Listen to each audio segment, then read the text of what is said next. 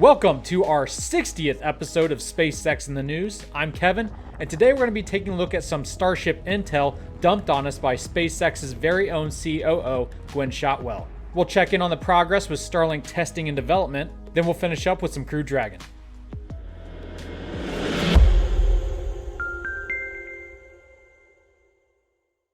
So Gwynne Shotwell has been all up in the news lately because she's been on somewhat of a speaking tour, it seems. At this year's recent Astronautical Congress, Gwynne showed a new video of Starship to the public. Trevor Mauman captured the video from his seat in the crowd, and it showed new images of Raptors testing, as well as Starship's insides.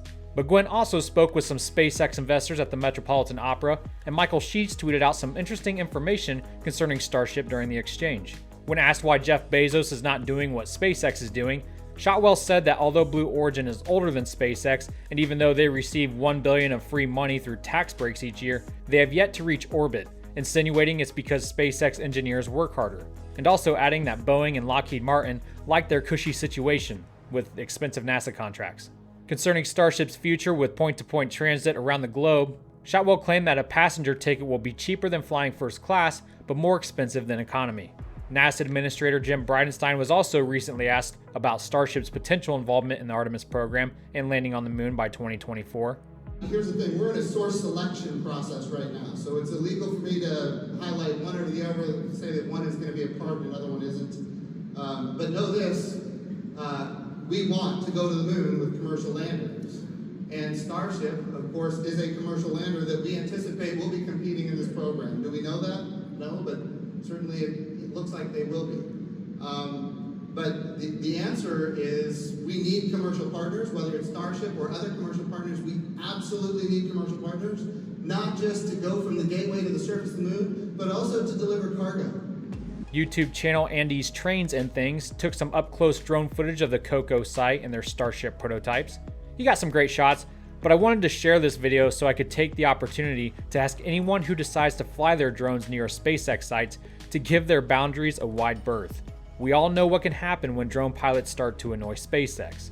The Starship Mark 1 prototype is scheduled to begin ground testing on October 30th, with following primary dates set for November 7th and November 12th. And speaking of testing, SpaceX is currently working with the military to experiment with Starlink's encrypted internet services. Using Starlink sats that were placed into orbit in May, Gwynne Shotwell stated that SpaceX is delivering high bandwidth into the cockpits of Air Force planes. However, this program, called signed Global Lightning, actually began in early 2018 with Starlink's first two prototype sats. They were used to beam internet speeds of 610 megabits per second to a C-12 military transport plane, which is fast enough to stream a movie in less than 60 seconds. SpaceX is also testing communications between satellites in orbit. The ultimate end goal for Starlink is to provide parts of the world with access to high-speed internet. And to do this, customers will need to set up user terminals in their homes to communicate with the satellites. Well, over the last year, SpaceX has been filling new Starlink positions for terminal production and software development for their Starlink mobile app. User terminals will use phase arrays antennas with electronic steering capabilities so the best possible connection can be established and will be about the size of a pizza box. The mobile app is speculated to allow the user to monitor connections, speeds, and access billing. Shotwell said that SpaceX wants to launch a couple Starlink missions by the end of the year and as many as 24 in 2020, which means SpaceX will be launching 60 Starlink satellites every other week. 24 successful missions means limited global coverage can begin, but it will only take 6 to 8 missions to begin servicing select customers.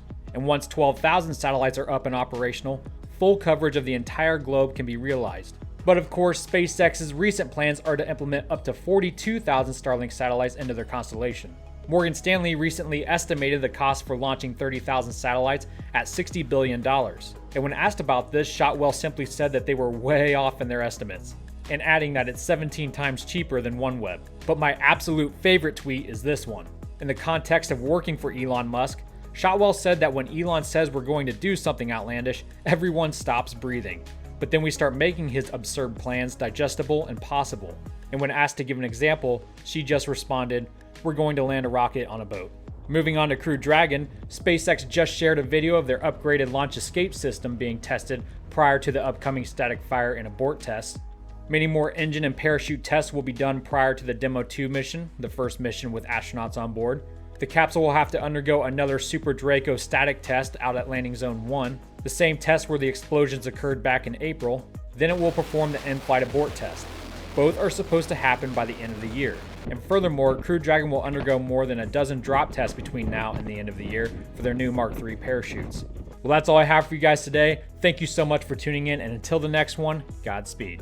These SpaceX in the News episodes are made possible by the generous donations of my Patreon members. And if you would like to see even more SpaceX-centric content, consider becoming a patron yourself. Even $1 a month will get you access to exclusive videos not available here on YouTube. There's a link in the description. And God bless, my friend.